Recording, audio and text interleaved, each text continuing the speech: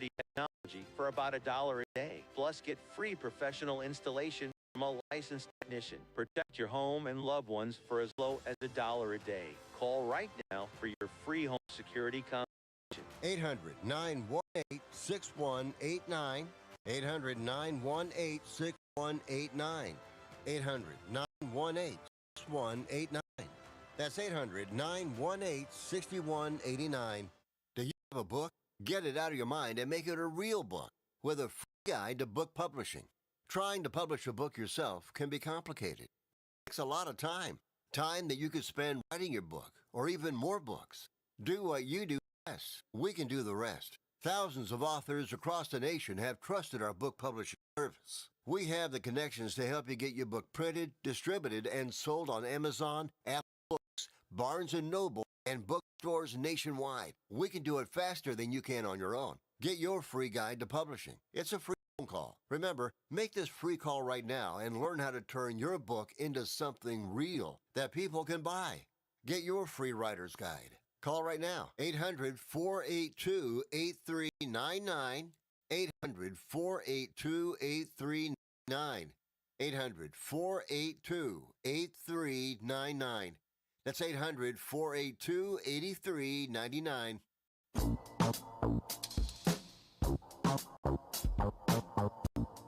You are listening to Wrestling Observer Live on the Sports Byline Broadcasting Network. All right, we have rambled enough. We got to get moving here. We got to cover some ground. Jim Valley, Wrestling Observer Live. TNA Genesis. Another thing, get rid of those stupid names. Does Genesis mean anything to a young wrestling fan? I mean, the word, not the band. They probably don't even know it's a band. Anyway, just make it younger. Make it, a lot of the wrestling fans now are, like the Comic-Con people. Make it appeal to them as much as you don't like them. All right, Genesis tonight. Ryan Nemeth versus Mara Sade in a mixed match that happened because they got into some sort of thing with the AMC stars. I don't know. Cedric Alexander versus Moose versus Joe Hendry. Gee, who's taking the pin there? Adrian Francis versus Rich Swann. Elijah versus Mustafa Ali with Tasha Steelz. Hardys versus the Righteous for the world titles. Lei Ying Lee versus Zarya with Sol Ruca for the Knockouts title. Channing Stocks Lorenzo versus Eric Young versus BDE versus TBA. So, well, it was fun. It's when they were showing all the people that used to be on TNA. You know who's still there? Eric Young. And God bless the guy. He's had a great career, but, it's the money and the miles. Anyway, also tonight, perhaps bigger than anything, assuming it's real, it's the retirement of the once Johnny Curtis, now JTC, Fandango, Dirty Dango. Johnny Curtis, as I prefer to remember him, versus Eddie Edwards with Alicia Edwards. And then Mike Santana puts up his newly won TNA World title versus Frankie Kazarian, special guest referee Nick Nemeth and his Call Your Shot trophy. So there you go. On social media, Conrad Thompson called TNA WWE's developmental system. He says TNA is the new OVW, but they're on AMC. Well, if they're the new OVW, does that mean Santino's going to hit himself? Anyway, SmackDown from London. Drew McIntyre made his way down the aisle as the new WWE champion. Says the support and reaction to the only British-born WWE champion all week has been overwhelming. He only has one thing to say: screw you. Oh, Drew, you could run for president of the United States if you were a citizen and born here. Anyway, they had a Saturday night's main event, number one contendership qualifying match. Randy Orton defeated The Miz, the RKO. I think Brian talked about it. The Miz hasn't won a match since Eisenhower was president. I think his last match he won was the day MTV launched. They had a recap of the MFT Wyatt 6 feud. Is he Bo Dallas? Is he Uncle Howdy without the mask? Anyway, Anyway, he looks and talks a lot like his late brother's character and his family. No problem with that. The Wyatts won't rest until the lantern is back. I wonder if that lantern, they could do a lot of stuff with it. I mean, obviously, you remember all the things Undertaker did. And like Kama Mustafa melted it down to a necklace. But I was thinking, like, what if that lantern does have powers? And maybe somehow during a match they discover that it has an effect on Nikki or somebody. Might be fun. Alexa Bliss and Charlotte defeated Julia and Kiana James. They pinned Kiana. Afterwards, Nia Jax and Lash Legend shoved Julia out of the way like she was nothing and confronted Charlotte and Alexa. Wow, did Julia look like an afterthought? Julia got back in the ring, tried to confront Nia, and Julia could not have looked smaller and more impotent, being held back by Kiana James. Is this a babyface turn? Does it matter? Lash is now known as the bougie bully. And you might not know this. Lash is a second-generation wrestler. It's true. Her dad, you probably remember him from the 90s, managed by Harvey Whippleman. He was Bougie Bully Busick. Maybe next week she can wear a bowler hat and a big red pullover sweater, like those dogs in cartoons. Or like Scott Farkas. Cody Rhodes booed a little bit by the crowd. He wants Drew McIntyre, and he has a receipt ready for Jacob Fatu. And he's the first person, only person, to declare for the Royal Rumble in Riyadh. Cody went looking for Fatu, and later in the show, skipping ahead, Fatu and Rhodes brawled, led to Jacob Fatu versus Cody Rhodes. Next week, Saturday night's main event. Then they had another Saturday night's main event, number one contendership qualifying match. Trick Williams defeated Matt Cardona with the trick shot. Crowd into Trick and his chant and all that stuff. I thought Cardona looked energetic while Trick kind of came off as he was too cool. Not a lot of fire. I don't know. I feel like this was an opportunity for Trick. It's like he should have been intense, but we'll see it. Things go on. After the match, Kit Wilson came out. Crowd loved his song. That song is having an effect. He walked past Trick in the aisle, ignored him, walked past Cardona toward the ring, then suddenly turned around, jumped Cardona from behind. Then he threw Cardona into the steps, got in the ring, gave another toxic masculinity promo. Crowd was into this. You know, when I first saw this, I thought, this is going to hit or it's going to bomb. There are no in-betweens. And in this case, it was a hit, but Wilson is from London, so maybe that had something to do with it. We'll see in the future, going forward or not. Who knows? Also, I was thinking about it, right now, Kit Wilson is sort of like the Kyle Fletcher of his team. Fortunately, his other teammate got seriously injured, and he's out and seemingly making a singles run work and maybe making a star out of himself. I mean, he's no Kyle Fletcher, but you get the eye. Generally speaking, in a WWE way is what I'm talking about. Jacob Fatu shows up, super kicked Wilson out of nowhere. Got Jacob's meat. Saturday night's main event, number one contendership match. Damian Priest defeated Solo Sikoa with South of Heaven. United States champion Carmelo Hayes defeated Leon Slater, TNA X Division champion. Leon Slater, who couldn't get his visa, so he was able to work in his home country. He even brought out his X Division title, which is, hey, why not? Good for him. They went at it. Energy, urgency, all the stuff I wanted from Trick Williams. These guys did great. Very happy for both of them. Johnny Gargano, big bully, wouldn't give Axiom his mask back. Hands it to Candice. Meanwhile, Nathan Frazier and his partner's mask clocks Gargano from behind. Big meanies. Jordan Grace defeated Chelsea Green with a direct effect as Jade Cargill looked on the ringside. Afterwards, Grace and Cargill got into it a little bit. And the final number one contenders match. Sami Zayn defeated Ilya Dragunov with the Haluva kick. So, after the match, Trick Williams attacked Zayn from behind with a cheap shot. Took Zayn out with the trick shot knee. So, Saturday night's main event, next week in Montreal. Randy Orton, Sami Zayn, Damian Priest, Trick Williams. Winner challenges Drew McIntyre at the Royal Rumble in Riyadh. Plus, Cody Rhodes versus Jacob Fatu. And next week on SmackDown, women's #1 contender triple threat match, Julia Kiana James, Alexa Bliss and Charlotte, and Nia Jackson Lash Legend.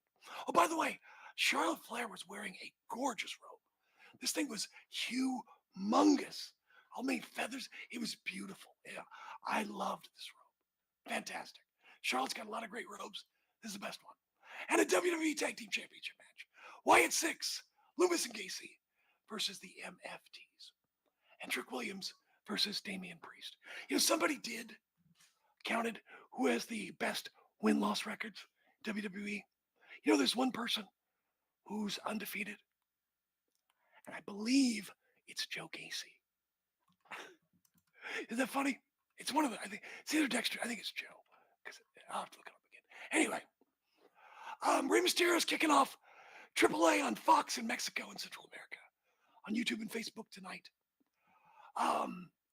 So it's going to be streaming live on the apps, but then a delayed an hour on the Fox network in Mexico. So, I mean, AAA cards have been entertaining, if not great. Lineup is Vikingo versus Americano in a AAA mega title #1 contender match. The Reina del Reinas champion, Flammer, faces Lady Shani, non-title match. Nino Hamburguesa, La Parca, Mr. Iguana, Abismo Negro, Taurus, and Hysteria. So it's Mr. Iguana, Parca, Nino Hamburguesa versus the other guys. Plus some other people. We'll see. Sold out, more than 5,000 tickets. And CMLL Saturday night. It's at the Arena Coliseum, which is sold out with 6,000 tickets. But Friday night, surprise, Ricochet defended the national title successfully against Titan. People expected that. But Roderick Strong took on Hechicero, winner challenges Claudio for the CMLL heavyweight title. Everyone expected Hechicero to win. And I triple checked this because I didn't want to get punked. Roderick Strong pinned Hechicero. He gets to challenge Claudio for the CMLL heavyweight title. Also, Blue Panther beat Ultimo Guerrero, and Silverano Jr., Barbaro Carbonario, beat the Gates of Agony. So, there you go. Yeah. You know, as you know, I went to Tokyo, Wrestle Kingdom. Sold out Wrestle Kingdom. So glad I did. So glad I went. But, you know, people think that WWE was the first with merch and the best with merch. The best merch is at Arena Mexico. Go there, okay? Go there like an hour and a half, 2 hours early. If you ever go. It's not even a question, go. Like Tokyo's got some. They were selling these at a small table outside of Wrestle Kingdom.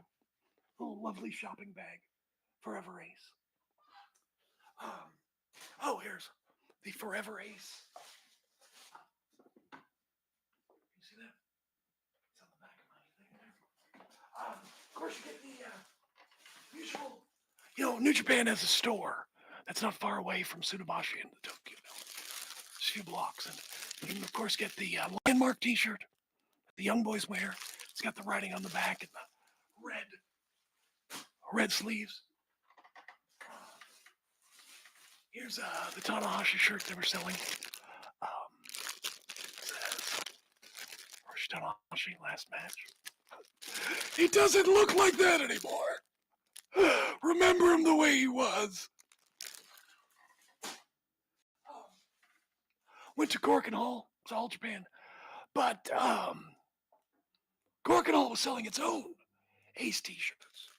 And they were simple. They just have like a picture of Tanahashi in Korakuen Hall.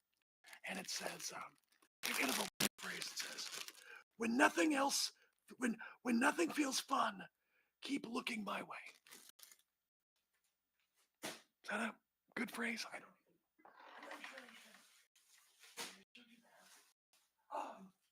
This is a New Japan, another hoodie I bought.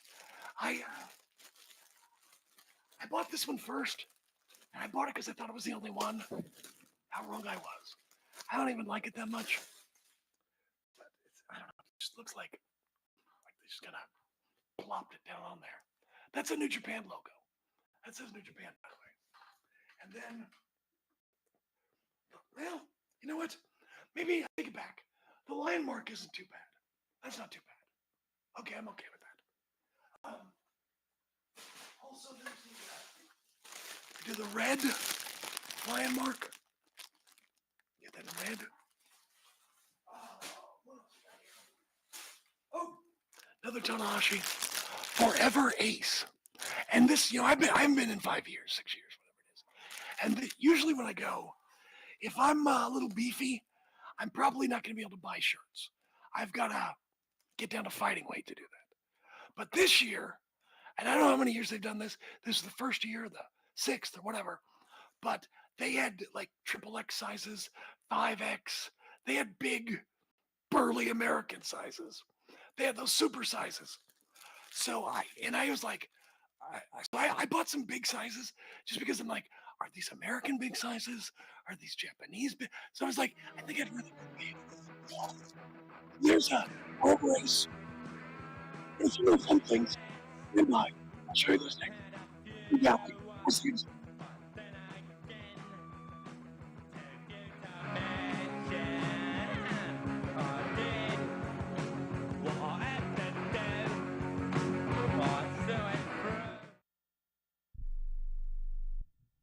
Hey, airline travelers, let's say you have a problem and you need to change or cancel an existing airline reservation. What do? Well, Skywatch is a free service that can help anyone with any airline reservation fix it. Whether you want to cancel it, change your dates, or add passengers, we can help fix your airline reservations so you get exactly what you need. We've updated our computer database and now have access to every airline around the globe. So now you can make one phone call regardless of who booked your airline tickets, and we'll change it, cancel it, and fix it for you. We know the insider secrets to fixing reservations that the airlines don't want you to know about. So if you need to cancel, change, or modify an existing airline reservation, call Skywatch right now. It's a free call, so let us fix it for you. 855-325-5647. 855-325-5647. 855-325-5647. That's 855-325-5647.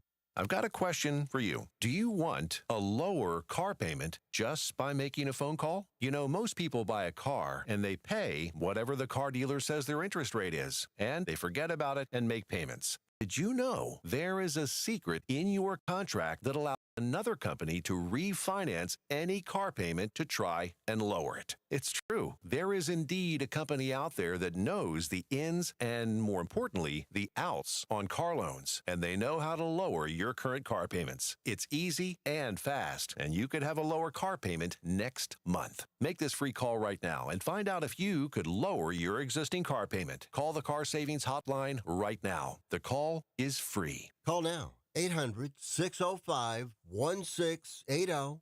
800-605-1680. 800-605-1680. That's 800-605-1680. You are listening to Wrestling Observer Live on the Sports Byline Broadcasting Network.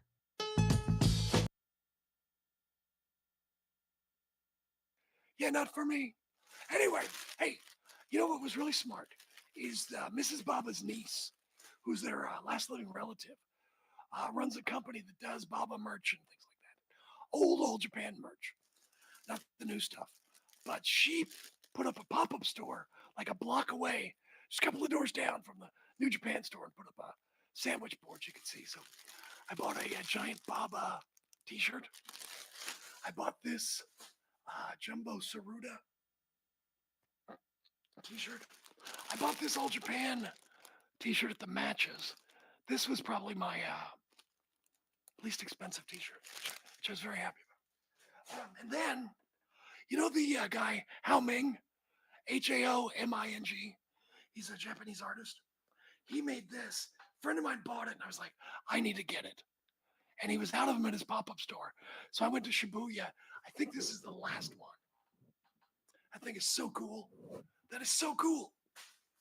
So yeah, Hao Ming. You can find him at Haoming_mask at on Instagram. Anyway, can I get this to start? All right, final thing. My wife loves sparkly things. And I guess this one is that. She loves sparkly things, and there were people at All Japan who were bringing these out. And of course, now I can't get it to start. Of course, now. Oh, my goodness. Anyway, these things light up, and you can wave them. There we go. There. You can, so like Tanahashi's color is red. You can wave it for Tanahashi. Or Kento Miyahara. Hey, look, it's blue. Blue Justice. Let's go Nagata. Whatever. Oh, look, it's white. Where's white? Oh, damn Nakano or something. I don't know. Something like that. So you just gotta pick whatever color their gear is. Yellow, somebody, or I can't think of it. Yellow. You agree? Go, let's go Osprey. Anyway, they say, final ace on the show. Not that, not some other things, but some of the things I can't show. As the president. Mel. Anyway, I'll see you next week. Stick around. I think I'll talk for a little while longer. It's Jim Valley, Wrestling Observer Live.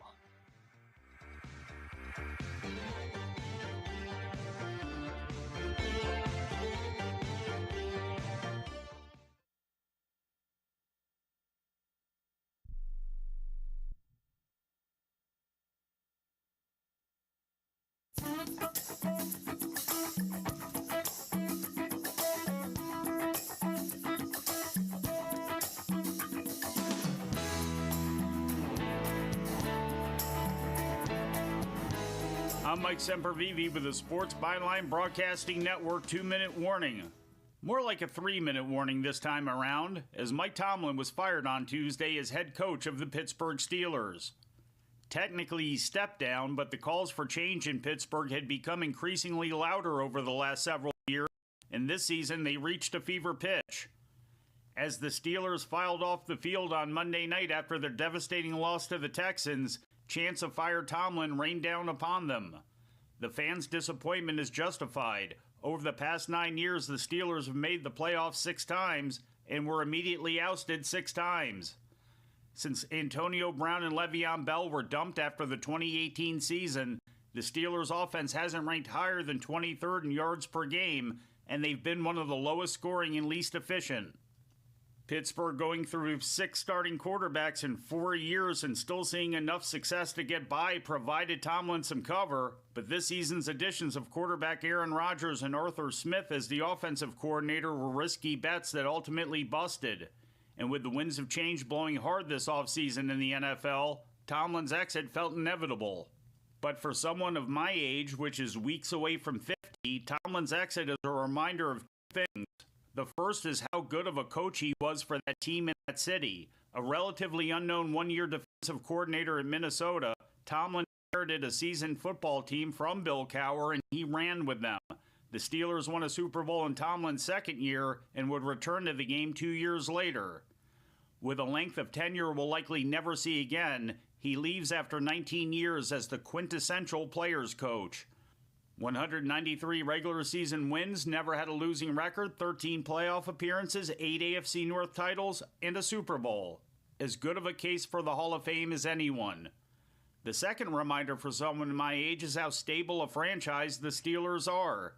Since January 1969, their head coaches have been Chuck Noll, Bill Cowher, and Mike Tomlin.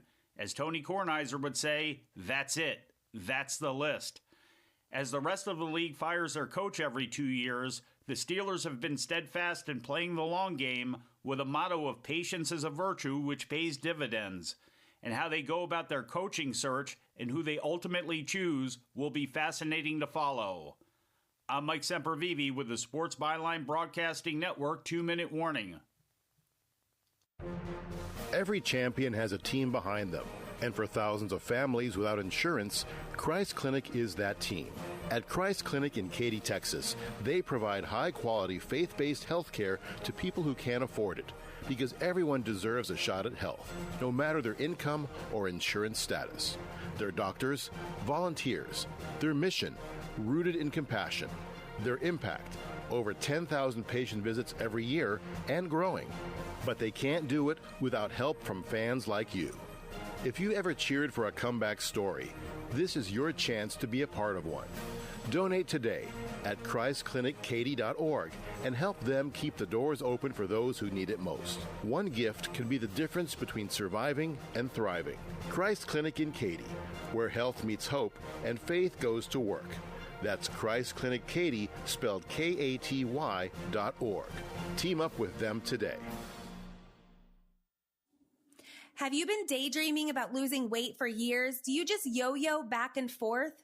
At Innovative Wellness Center, we have a holistic weight loss program that allows you to lose up to 20 pounds in 30 days. People are losing weight like crazy and keeping it off. It can be done from anywhere in the United States. Go to our website at www.innovativewellness.center and schedule your complimentary consultation today. Getting together with friends to watch the game? Then you'll need American Premium Vodka. Handcrafted and pure, this is the one thing all Americans can agree on. Founder Mark Gus Scott chose the finest natural elements America has to offer, and you'll taste how great it is to be an American. Now available at Bevmo, GoPuff, Hy-Vee, and Fairway stores. American Premium Vodka. This is the America we need right now. Go to AmericanPremiumVodka.com. Celebrate responsibly.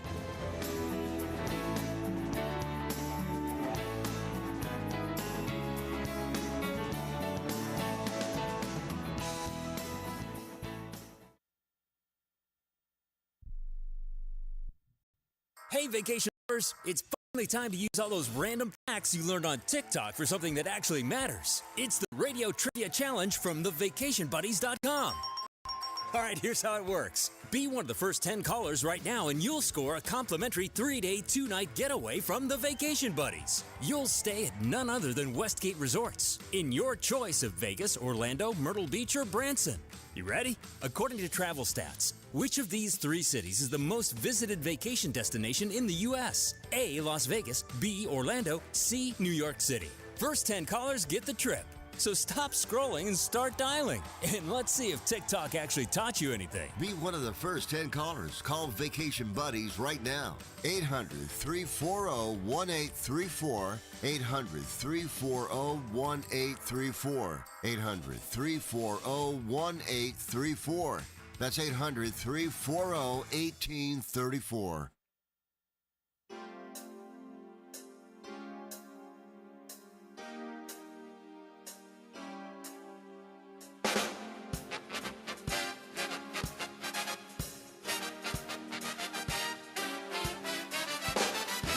Damas y caballeros, bienvenidos, ladies and gentlemen. Emanating, coming at you from the multi-million-dollar Sports Byline Studios in the city by the bay, San Francisco, California. Check it. This is Ring Talk, live worldwide. Often imitated, but believe me, never duplicated. I was the original podcast. They said to me, guess what? You're going on the internet. I said, you mean that big computer thing? It's like back in the 90s. You got to be kidding. You go, yeah, we're going on the internet. You'll be the first sports show on there. So I did the thing with Talk America. We were on the first sports show. It was pretty cool because the Talk America radio network was like all these different talk shows, like these right-wing talk shows. And right there in the middle was me. So straight up, I was the first sports show to go on the internet. I think that was in 1994. So I've been around a while. My name is who am I? My name is Pedro Fernandez, and welcome to Ring Talk Live Worldwide. As I've bragged, the longest running fight show in history. Of course, we've been around better than most of you have been alive. That's how long we've been around. We've got open phone lines around the planet. You want to join us, you can. Want to talk boxing, UFC? I don't talk to UFC too well because I'm not a big Dana White fan. Of course, I wish that Dana White would I wish he would have a plane crash. He would be the only one on it. I mean, none of the pilots or anything like it. Just Dana White all by himself flying solo. I wish he would have a plane crash, like a jet crash. So that's just me wishing. But straight up, we have open phone lines around the planet. 1-800-878-PLAY. That's 1-800-878-7529. Of course, we'll talk about some of the greatest Puerto Rican fighters of all time because somebody said to me last week that Amanda Serrano was the greatest Puerto Rican fighter of all time, so she might be this and that. I said, you got to be kidding. Peanut Head, a woman? Yeah, am I belittling women? In this case, I am because I don't think that she's that much. I mean, I just don't. I mean, she failed in her biggest test against the Irish girl, and of course, how can I put it? She wanted to fight 3-minute rounds. They were 2-minute rounds when they were exciting. Exciting 2-minute rounds with women. 2-minute rounds are far more exciting than 3-minute rounds, whether you're boxing men or you're boxing women. But the bottom line is women had an opportunity to shine in 2-minute rounds. She wanted to go 3-minute rounds. She wanted to be macho. I think she out machoed herself, and of course she got burnt out. She's old. She's like 37, 30 years old. Stick a fork in Amanda Serrano. I don't care what Tommy D says. Stick a fork in it. Straight up, this is Ring Talk Live Worldwide. So who was the greatest Puerto Rican fighter of all time? Felix Tito Trinidad. I'll get to that after the break. Boxing's PhD Socrates Palmer joins us after the break as well. You're tuned to Ring Talk live on Sports Byline, of course, Twitch.tv and YouTube.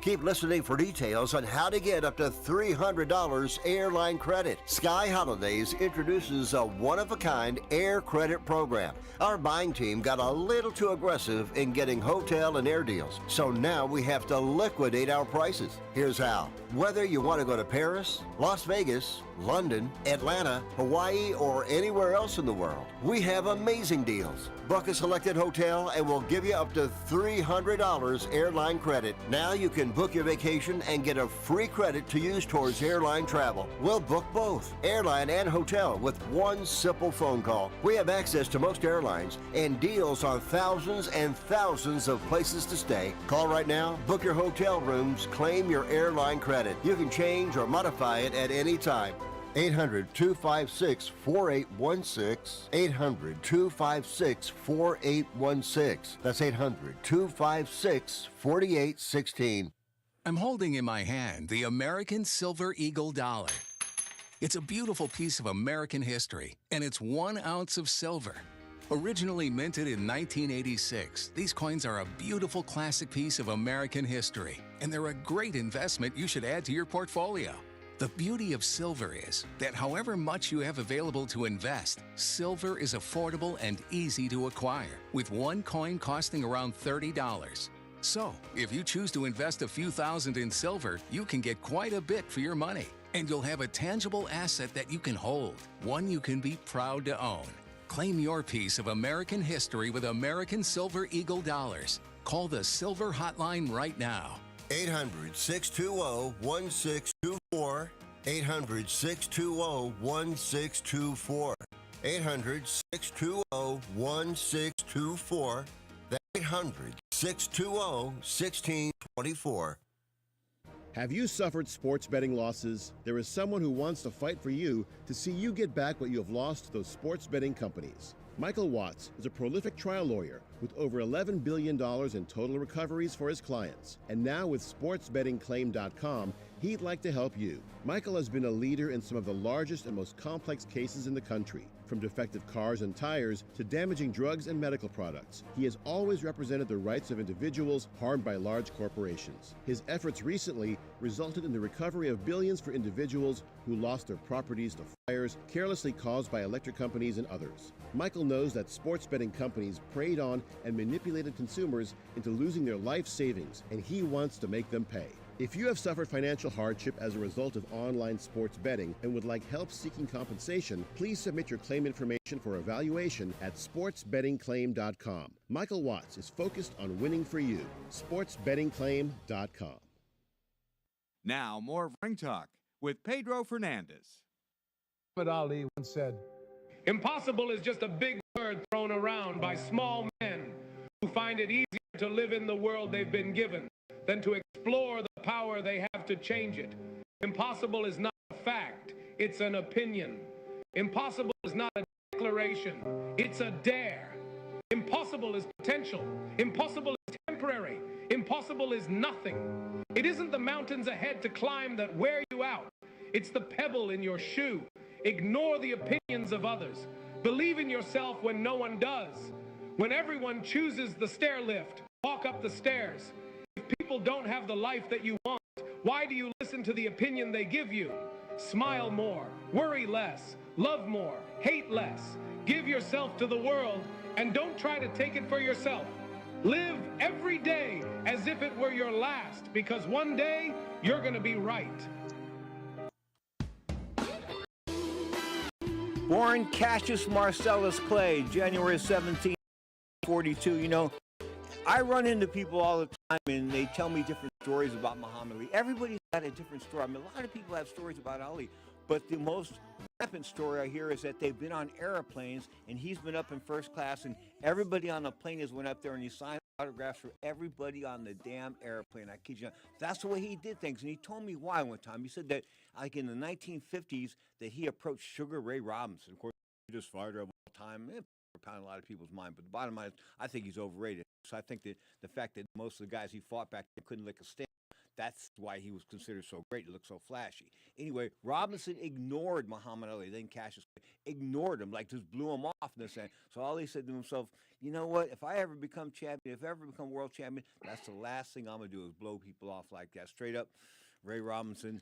Nah, you know, I was around him a little bit in '84, around the Leonard, I think back around the Duran Hearns fight, June of '94, and he was like, you know, long in the tooth at that point in time. And him and his wife Millie took good care of him, this and that. But you know, I wasn't all that. I've never been all that impressed with the resume of Sugar Ray Robinson when I look at the fact that he really didn't beat anybody at welterweight. And sure didn't fight Tommy D or Socrates Palmer. Speaking of Socrates Palmer, boxing's PhD, let's bring him in right now. Champ, how come you didn't fight that guy, did you? No, but you're feeling awfully blasphemous today. I mean, disrespecting Sugar Ray Robinson. That's you know that's what I don't think that I'm. Do you say that around Larry? Well, you ever say that about Larry? No, but I might say that about Larry if Larry. No, I mean no around Larry, like because I know he loves Sugar Ray Robinson. I told him that I thought Robinson had shortcomings as a fighter, this and that. He said, "Well, we can agree to disagree." Listen, because of the fact that he looked flashy, had the jab, the combination, all that, but nobody else had that back then. So it's easy to look good when you're that good and everybody else is garbage. Most of the guys he fought, I think he fought Tommy Ross or Kid Gavilan. Right. When he fought Kid Gavilan was one of the names he fought at welterweight, and he told me he gave Kid Gavilan a payday because the guy needed a payday. So bottom line is, he admitted to me, Ray Robinson, quote, this is what he said. I said, who do you think is a better fighter, you or Ray Leonard? And he sat back there, and he looked at me, he thought about it for a little bit. You can see him little wheels turning in his head. And he says, you know, Ray was a faster, harder-hitting version of me at 147. So I closed the books right there. Ray Robinson said that Ray Leonard was better than him. Okay. Well, I mean, that's pretty humble of him to say when everyone has always said that he's the greatest fighter of all time, pound for pound. But yeah, I mean, I think Sugar Ray Robinson may have kind of like a little Babe Ruth legend in him, right? Like you see, right? Like he's, you know, Babe's always been considered the greatest, but then you look at the tapes and like, really, it's like it almost looks like beer league softball, right? Do you think Babe Ruth can hit a 93-mile-per-hour fastball, let alone a 104-mile-per-hour fastball? Well, that's what I'm saying. Like, I mean, sometimes there's guys that are like aliens, you know, like they're just ahead of mankind at the time, and I think Babe kind of was like in that category, and maybe Sugar Ray Robinson was ahead of his time. I mean, if you put Ray Robinson fighting today, what Ray was what 5'11", about 5'10" at welterweight. 5'10". Yeah, so pretty big for those times. You know, it's the evolution of man. He's right around what welterweights are today. You know, and he's probably bigger than if you look at the welterweight crop, which is total like sea level. I mean, who's the best welterweight that we have today? You'd have to in my head. I don't know. So I think that Ray was ahead of his time physically, and his biggest rivals were guys when he finally moved up to middleweight, right? LaMotta. Here's what's up. Your boy. Let me interrupt you. Let me interrupt you. Let me be so rude and interrupt you. Do you actually think that Ray Leonard would have lost to Carmen Basilio or the guy for the Gene Fulmer? I mean, come on, man. I mean, come on. It just wasn't going to happen. I get it. Now, also, it's no secret. Sugar Ray Robinson fought during the time where a certain element controlled the game. Are you inferring that he played a role in boxing back then? Yeah, I heard a rumor about that. Hey, you know what? I saw something back then. I brought that up. I saw something this week on a podcast. The ex-mob guy from New York City. Yes. He said in testimony that Jerry Cooney threw a fight for him. Did he say which one or the Holmes fight? Yeah, all right. Yeah, I Not the know, home but stretch. that's what I'm Yeah, trying to say. But shut up. but Yeah, that's yeah, okay. I'm sure Larry Holmes needed that, right? Come on, no. stop it. That's what everybody. That was a consensus. But evidently, he said Mhm. that Jerry Cooney had agreed going in. Bottom line is, Yeah, okay. that's. But then again, listen, these mob guys, half these mob guys don't tell the truth when they break the story. I mean, the fact that they're talking, the only mob guy that I've ever had any respect for, of course, was real close, about 15 feet away from him one time, was Joey Merlino, the Philadelphia mob. He never ratted on anybody. Him and me, we never ratted. Stand up men. That's how it should be, right? I mean, it's fun. I mean, YouTube is full of these gangsters that are basically they've made a living now, just Yep. telling these old war stories. Michael Franchise, he's very prominent. He's found God in his life now, so he's like yeah. So I guess he's found The a new best thing racket. that guy's got going for him, he's good looking. Yeah, he does have a Hollywood-esque Yeah, he's look got a to him. Hollywood look to him. There's no doubt Yeah. about that. Mhm. But the bottom line is, I mean, he ganks. How can I put this?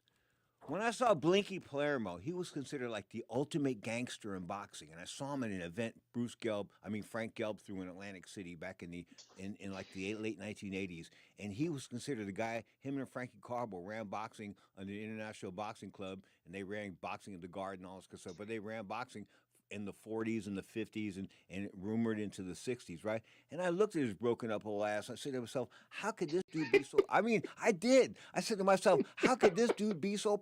He was like the Al Capone of boxing. Yeah, I mean it's like, and these guys move mountains, right? Just I guess it's because the mob, the way it was run, that code, and they had structure. It was like a Fortune 500 company, it was structured, and and that whole respect thing, and people, it worked. Let me tell you about the mob in Las Vegas. The worst thing the mob ever did to me in Las Vegas one time, I was down there straight. I was training for a fight, and I was down there. I wasn't drinking, wasn't nothing. I was just being a good guy. So I couldn't sleep. So I'm playing blackjack at 2 o'clock in the morning. I won like $5,000. I was like hot as hell. Won $5,000, and they put some guy next to me that was hitting on like 21. You get like a king and a king, and he hit on a king and a king. In other words, he was trying to throw the deck off, throw the cue off. But that's the worst the mob ever did me. Now when I go to Las Vegas, they want to charge me $50 for resort fees. That's per night at a hotel. And I asked what the resort fee's for, and the lady said it's for free Wi-Fi. So I don't use that. I got my own. And she goes, well, it's the pool. I said, you're charging me for the pool? The pool is closed. It's freezing. It's like 38 degrees outside. The pool's closed. It's got ice over it almost. It's like a skating rink. Okay? And she goes, well, that's part of the resort fees. So that's why one of the reasons I don't go back to Las Vegas, resort fees. And parking. Before you used to get a rent a car, you take it to your hotel. Now, unless you stay at certain hotels, you're paying $50 a night parking. So imagine that, paying $100 a night on top of your regular charges to go to Las Vegas. That's why nobody's going to Las Vegas. I mean, the numbers are way down. It was down like 8 or 9%. That's what they said. That's what they admitted to the Las Vegas Tourist and Visitors Authority in 2025. But I think it was greater than that because the street was empty. And I was down there twice in 2025. I'm going to take that back. 2025 twice, and both times it was dead. Corporations have moved into Las Vegas, and they used to lose money on food. In other words, they would feed you like a king because you would spend money at the gambling tables and then give tips and then you like spend money at shows and this and that, eat big dinners, this and that. But Right. sometimes they would give you like buffets. I mean, imagine Alaskan king crab buffet for like $10. Yeah. Wow. I believe it. My wife and I went in, I think it was 2018, and we had a great time. It was phenomenal, but when a lady I was making small talk, one of the waitresses, she said, this was a lot better when the mob was running Vegas. I said, really? So. Oh, there's no doubt about it. I remember that, I can go on. Hey, I will say one route mob story. The Jim Hunter who was working for Don King Productions, was also the PR guy for the Las Vegas Hilton at one point in time. He went up to an empty bar stool in the Stardust Hotel, which was mob run, and he sat in this empty bar stool, and the bartender told him, "You got to move, you got to move, you got to move, you got to move," and he didn't want to move. And it turned out to be the #1 gangster in all of Las Vegas. That was his chair. I'll talk to you about that when we get back. Straight up, you're tuned to Ring Talk Live Worldwide.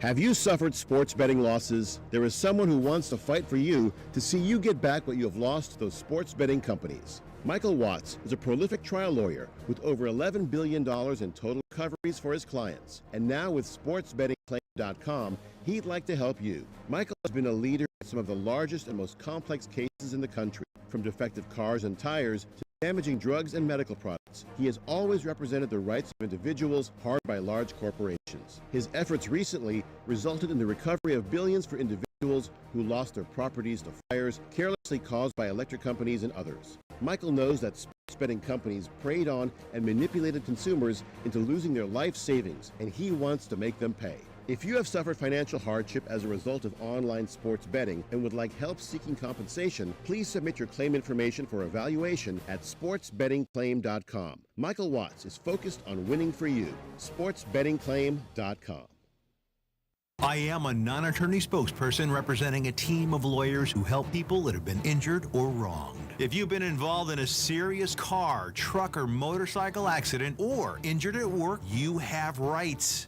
You may be entitled to money for your suffering. Don't accept an offer you get from an insurance company until you talk to a lawyer. And we represent some of the best personal injury lawyers you can find. Tough lawyers that will fight to win your case. And they're so good they stake their reputation on it by only getting paid if you win. So if you've been in a serious car, truck, or motorcycle accident or hurt on the job, find out today for free what kind of compensation you may be entitled to. Call the legal helpline right now. 800-401-5163. 800-401-5163. 800-401-5163. That's 800-401-5163. If you've got a property that you've been trying to sell and you've tried almost everything, I want to tell you about something that you haven't tried yet.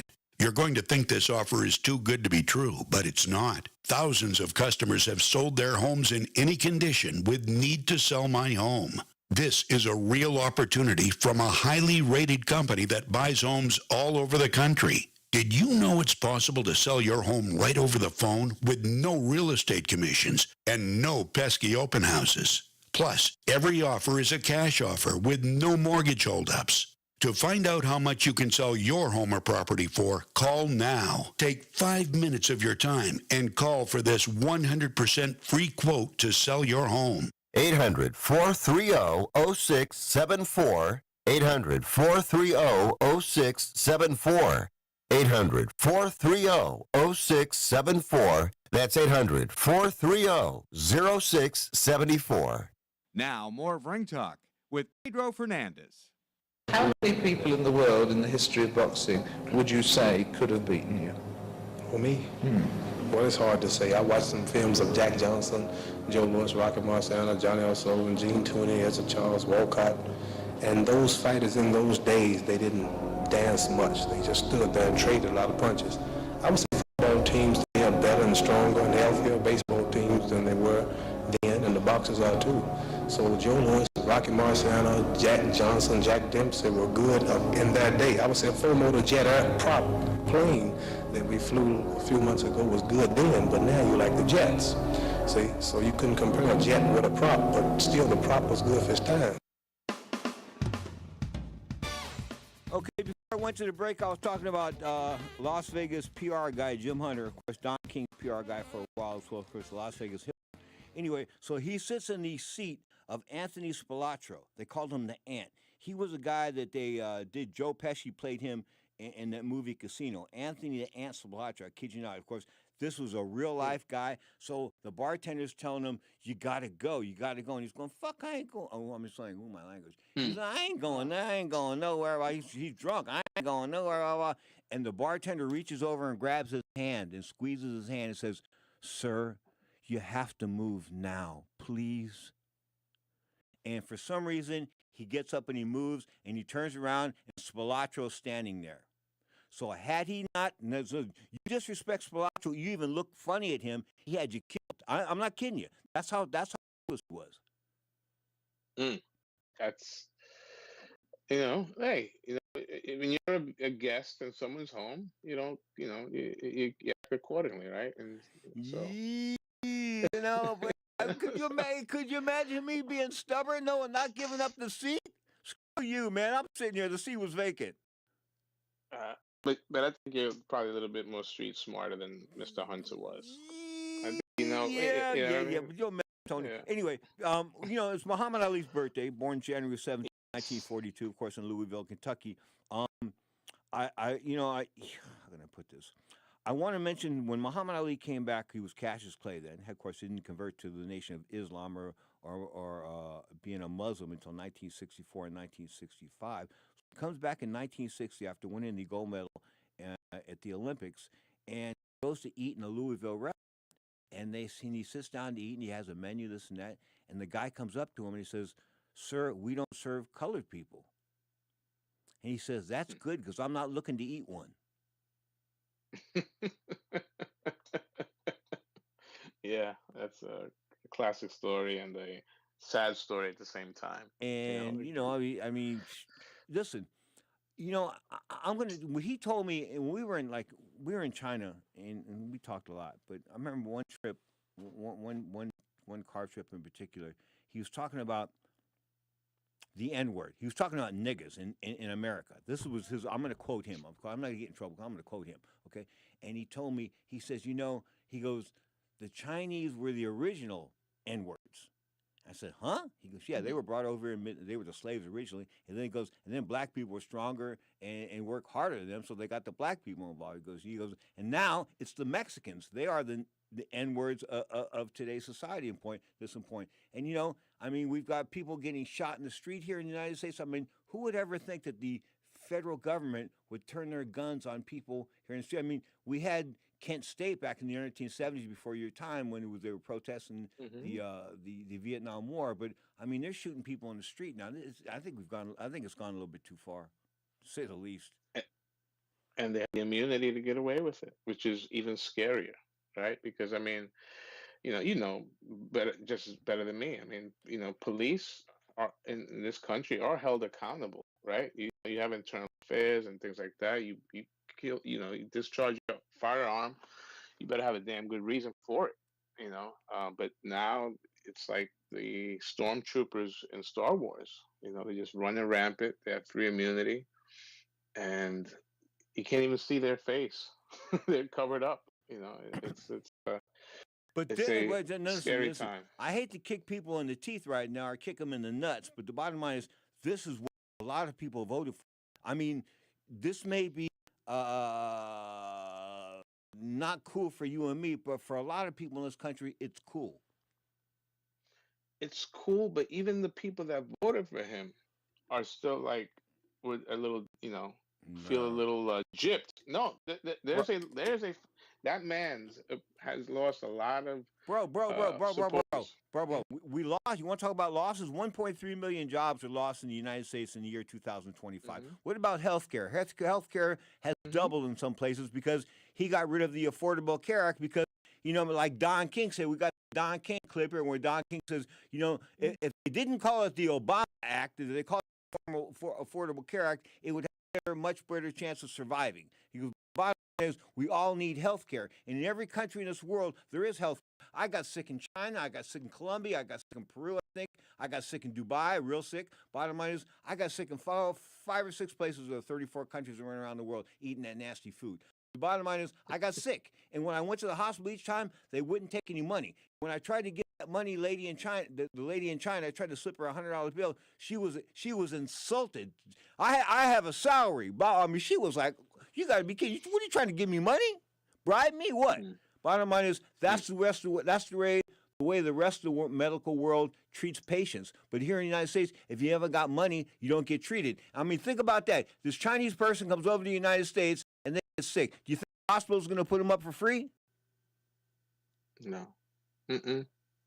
Nope. First thing they ask you, what's your insurance, sir? Yeah. You know, first thing you walk into the hospital. But not to, even I don't even want to mention his name, but I guess weren't we? The war is going to stop, right? But now we're invading countries for their oil, which is par for the course. We're involved in a genocide in Palestine, the Palestinian people. It's like this is all the stuff that he was talking smack that he was going to stop, and he hasn't. So he's a puppet. He's throwing gas. No, I don't know if he's a puppet. He's throwing gasoline on it. Here's what's up. When I saw the clown operate with Don King back in 1989, I said to his attorney, Marquez, I said, he doesn't seem like the brightest or the smartest guy in the world. And he said to me, Pedro, you don't have to be smart to have money. Hey, you're right. And having money doesn't make you smart or something like that. So when Don King played him for that $265,000 for that Sugar Ray Robinson party, I knew right there that he was a chump. I mean, because I would have never let myself get played like that. For what? For one photo? For a photo op? You got to be. Don King's wearing a sweatsuit. Don had to wipe the bacon and eggs off his mouth to take the picture. We were having breakfast in Don King's office. Of course, that's when I was using Don King's. Hey, that was when you had to pay they didn't even have phone cards. When you did the long distance thing, if you called from a hotel room, it was like $10 a minute. Right, so I was using Don King's phone, and of course I was working for him a little bit, but using his phone, and those were good times. People say to me, he was a horrible man, this and that. Yeah, he might have been horrible to other people, and of course the two guys or the three guys that he killed. Of course there was a guy that he killed in 1957. Of course that was, I think, Sam something. Anyway, the guy owed Don King some money for a bookie's illegal gambling debt, and Don kicked him one more time and killed him as the cops ran up on him. So that was legitimate murder. And then there was a time when some guy came into his office and robbed him at gunpoint. And Don had Henrietta, who later became Henrietta King, but she was Henrietta, I can't remember what her name was, but she was a wife of Don King's business partner in the numbers racket, being a bookie in the gangster world. Anyway, so this guy comes in there and he pistol whips Henrietta to get money out of Don King. So Don King gives him the money, and the guy turned around. What do you think happened then? Pop goes the weasel, huh? Got shot in the back. I mean, come on, man. You're going to turn your back on Don King after you rob him and gangster slap his wife-to-be with a pistol? Yeah, not a smart move. No, not whatsoever. Anyway, I got a couple things to talk about. Dalton Smith, of course. Yeah. Dalton Smith was winning last week. We'll get to that after break, of course. And Tommy D ruined him. I think Tommy D might have ruined. Tommy D was partying with this guy. Listen, they called Tommy D the model, so I can see the headline in 6 months from now. The model ruined Dalton Smith. More after the break. This is Ringtone.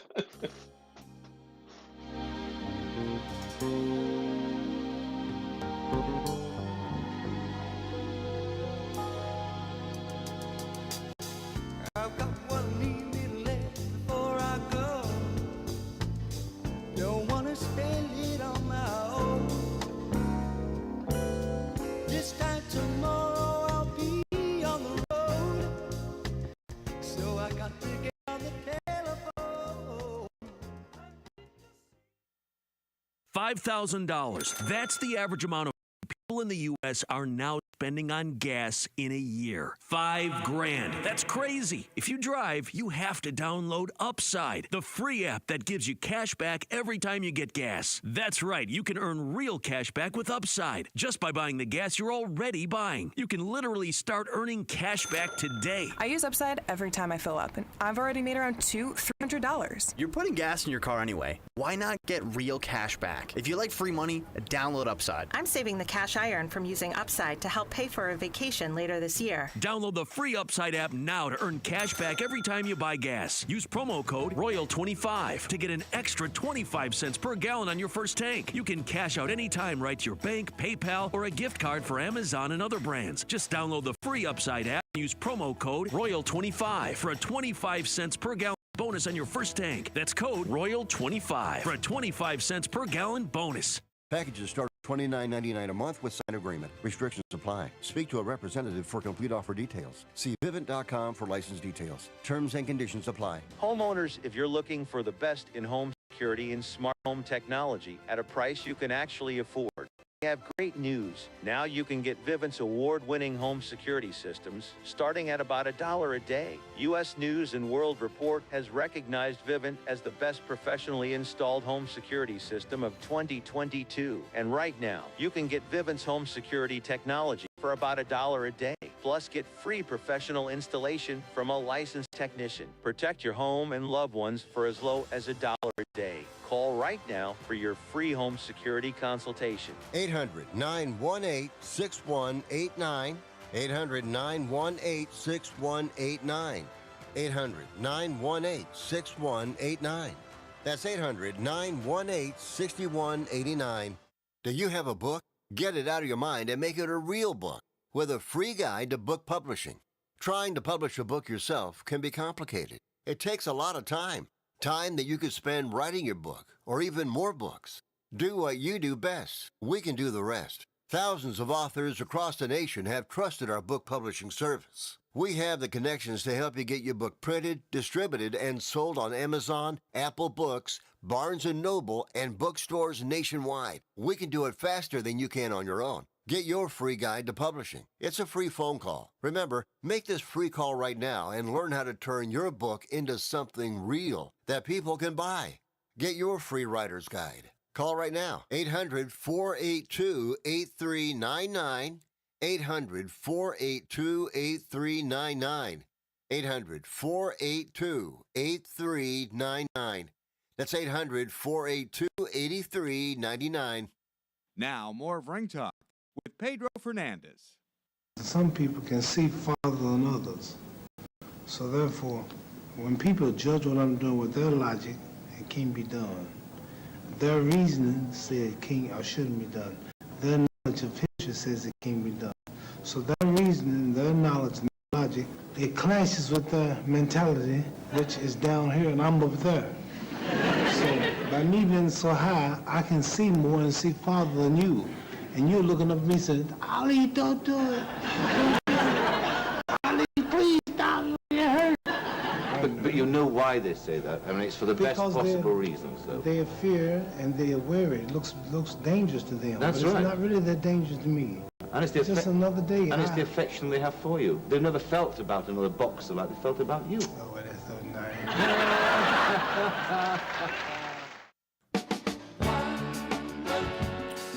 Okay, so I'm in this van, and we go to this old folks' home, this convent that the Catholics put together in Macau, and there's these kids. They got one arm, one kid's got one. I remember the kid with one eye. He just had one eye. One side of his face was just like gone. It was just gone.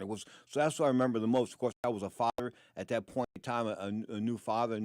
I had a newly born girl at home, so I was like freaking out watching this and that. So I'm leaving, and we get in the van, and we're going back to the hotel, and I'm crying in the back. Not crying like tears and that, but my eyes are wet and this and that. So Ali comes back to the van. He goes, "What's the matter, man?" I said, "Man, those kids, that killed me, man." He goes, "Listen," he goes, "we gave them enough money to feed them for a year. The lady says she can eat meat. They can eat meat for a year." I said, yeah. He goes, "Listen, I'm not going to tell you to not try, but you cannot save every puppy in the pound."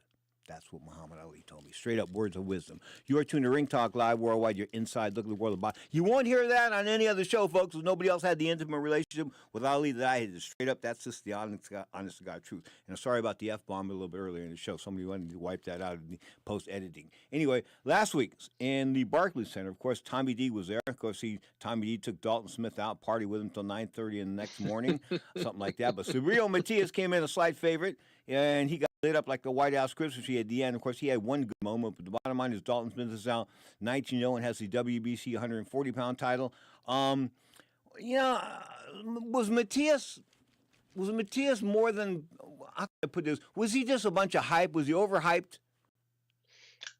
I don't know, but it was hype. I think that just Dalton Smith and Matias's style really meshed well together. And I think that Matias, you saw some wear on the tire. I think that Matias will never recover from this type of beating. It was a fight of the year candidate. I mean, we're only, on the 17th day of it, but it was a really one of the best fights you're going to see all year. Matias is an exciting fighter, but you could see that he's not the same fighter he was a couple of years ago.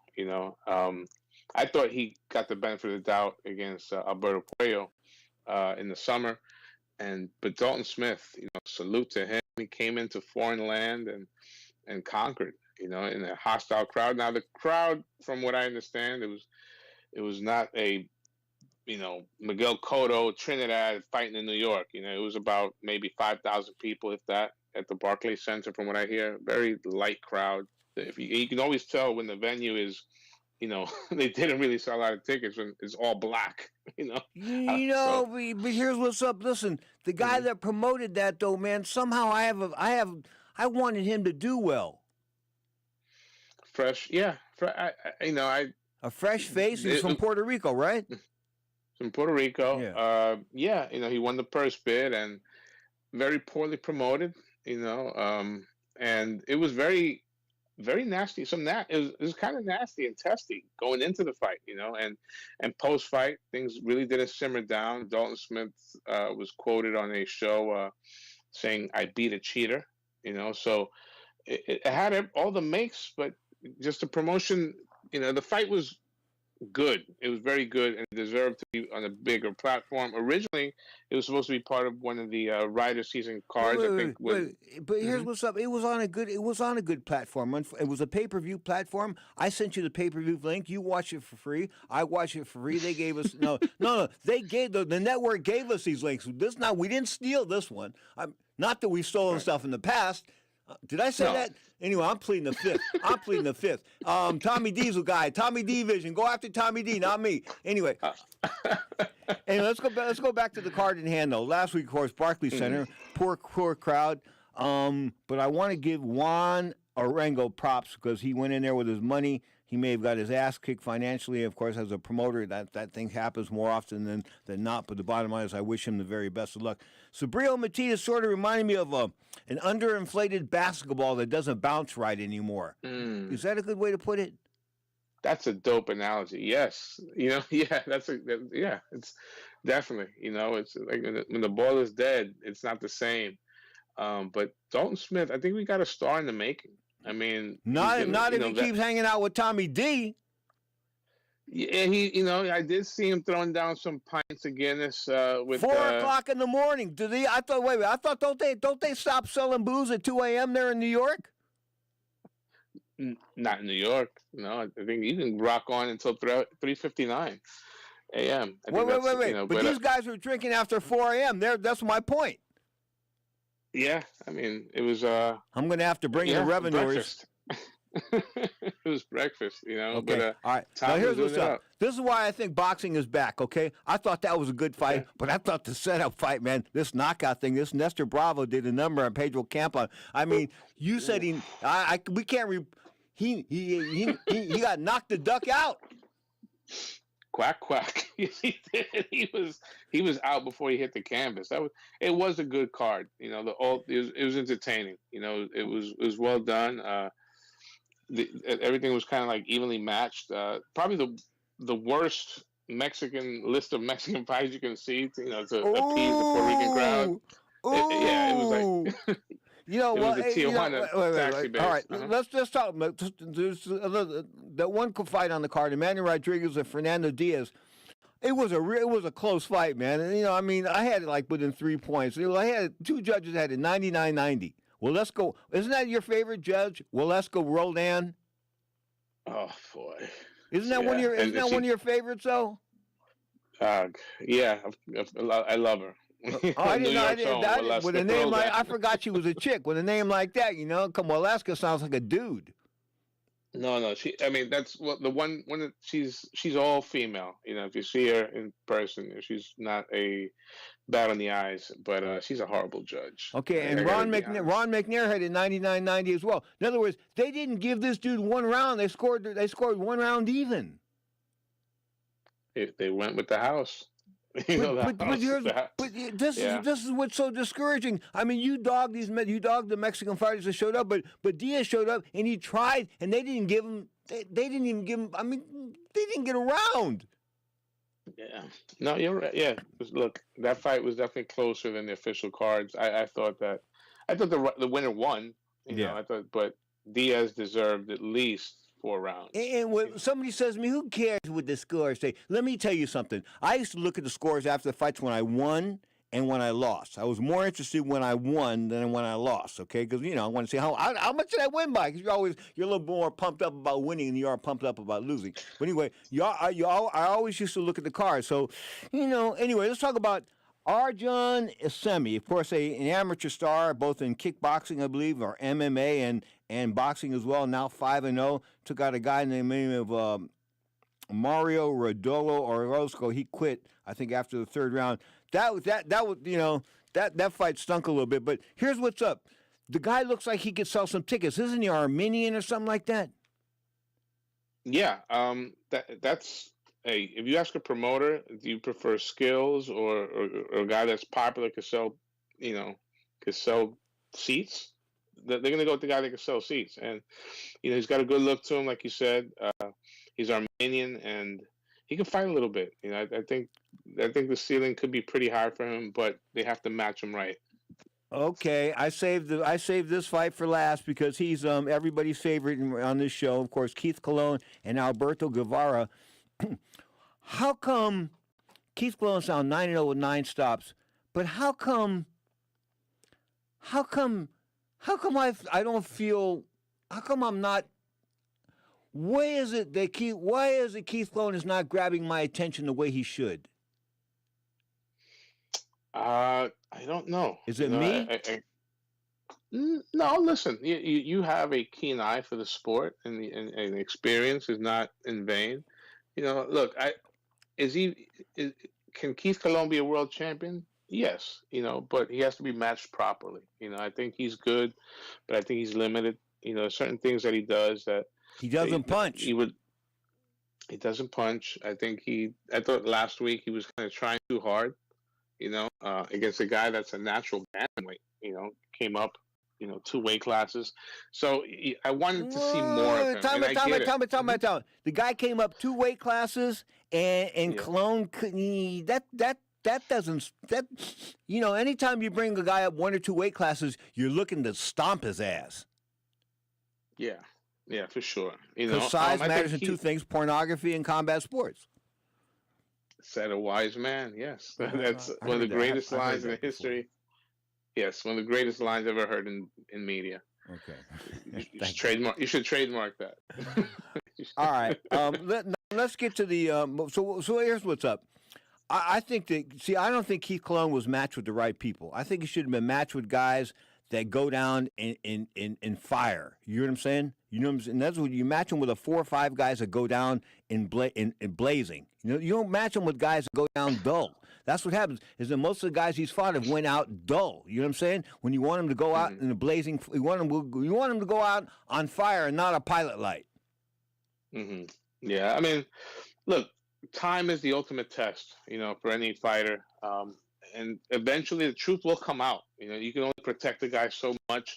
You know, but he's got a local following, and little by little building him up. They keep them busy, which is very impressive. And he's college educated. Able to get fights. And he's college educated. Yes, college educated. And he's a decent kid. He's got his father in his life who guides his career. You know, and he has been groomed in the same stable as not stable, but he's been around guys like Shakur Stevenson. So he knows what success looks like, and he knows what it takes. So, you know, give the kid a little slack. You know, do I think he's great right now? No. He's a work in progress. So time will tell. You know, I got a little argument last week from Tommy D. Tommy's making a big impact on the Saturday show, the Sunday Shot Caller, of course, on here on Ring Talk Live Worldwide. But he made something. He said, well, you know, maybe Amanda Serrano might be the greatest Puerto Rican fighter of all time. I almost fell off my chair. Oh my goodness! That's what he said. You should find him. Is he? Listen, he doesn't have a drinking problem, does he? No, I do, but I'm smart enough to know that. But I'm smart enough to know that Amanda Serrano. Did he use a gender? Did he say maybe the greatest female Puerto Rican fighter? I'll go for that. You know, definitely. He said she was the greatest Puerto Rican fighter of all time as far as women were concerned, but she might be considered one of the greater Puerto Rican fighters. And I went, yeah, okay. No. Here's what's up. Trinidad never lost at 147. He never lost at 154. I mean, he won the title back in 93. He went he turned pro in 1990. He didn't lose until 2001, and he lost when he moved up 3 weight classes and fought Bernard Hopkins. How can people not call him the greatest Puerto Rican fighter of all time? I mean, hands down. You know what? I think he is, and plus the electricity that he brought. You know, Tito. You know, people. You know, look, Miguel Cotto. You could probably argue. You know, probably beat the better competition. You know, but wait. Hold on. He beat let's go early on. We'll go back. He beat my boy Ray Lovato. I'll never forget that. Ray Lovato and I were tight. He beat Ray Lovato. Anyway, but he beat Freddie Pendleton. Let's see where he came into the title here. Let's go through some names. Obakar, Rodney Moore, Freddie Pendleton, Ray Lovato, Pernell Whitaker. Okay, Oscar De La Hoya, David Reed, Olympic gold medalist. Some dude named Mamdou Thiam. I did that fight for Don King down there in Florida. That's when we had dinner with O.J. Simpson. Anyway, he beat Fernando Vargas. He beat William Joppy. I'll never forget what Joppy told me. Joppy told me, I'm going to walk Trinidad down. I said, you must be out of your mind. He goes, no, I'm going to walk him down. He walked him down. He got lit up like the White House Christmas tree. But after that, he lost to Hopkins. He lost to Ronald Wright after taking a little bit of a layoff. And then after 3 years, he came back and he lost a 12-round decision to Roy Jones. So I think, hands down, he's got a better resume than Miguel Cotto. Yeah, look, you could definitely make that argument for sure. But to me, I put Tito number 1. But if you're gonna say Cotto, I'm not gonna kill you. Okay. But I put Bazooka Gomez in there too. Yeah, no doubt about that. Of course, the great Puerto Rican fighters of all time. Straight up, one of the great guests of all time. Of course, Mr. Socrates Palmer. Thank you so much for your time. Have a good week. I'm running short on time. Much love. Thank you, brother. Peace. Take it away, Daniel.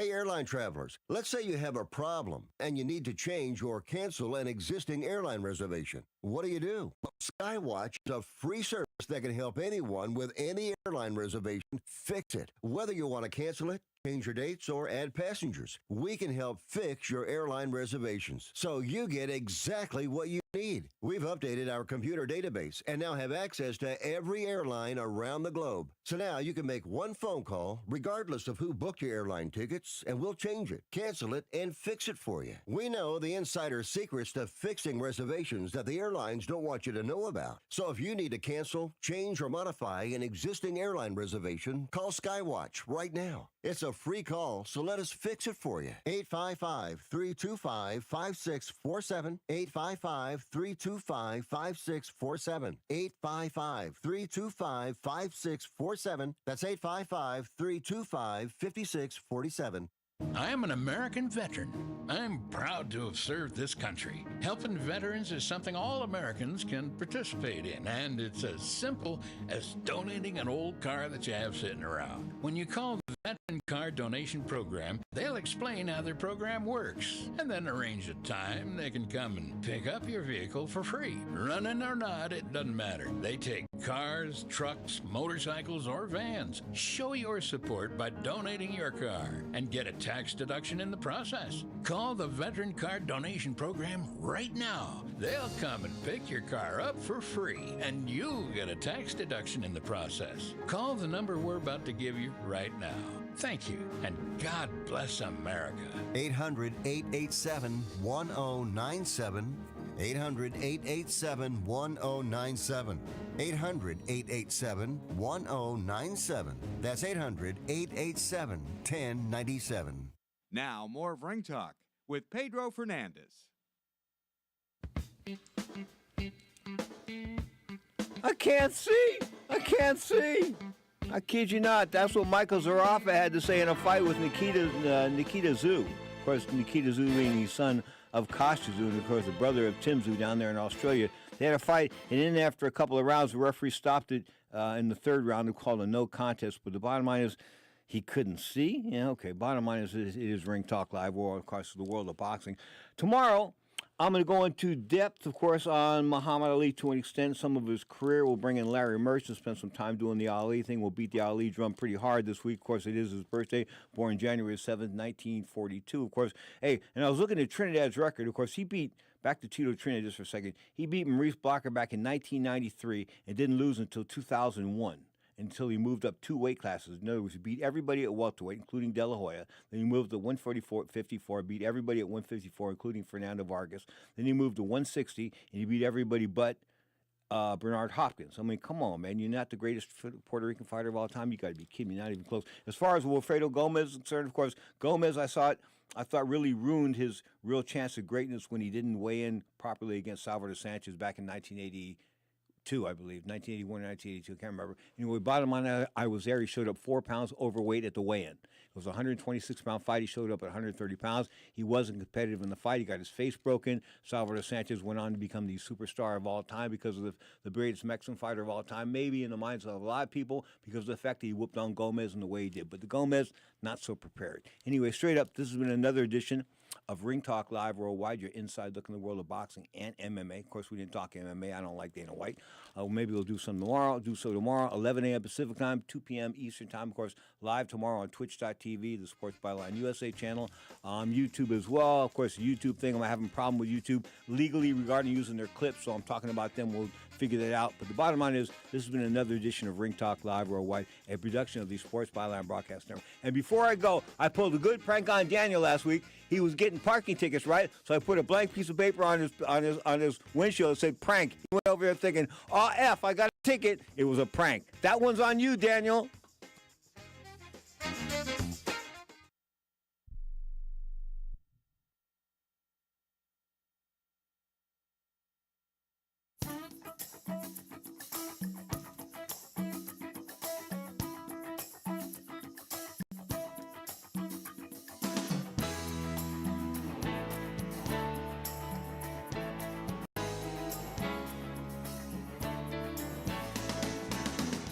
I'm Mike Sempervive with the Sports Byline Broadcasting Network 2-minute warning.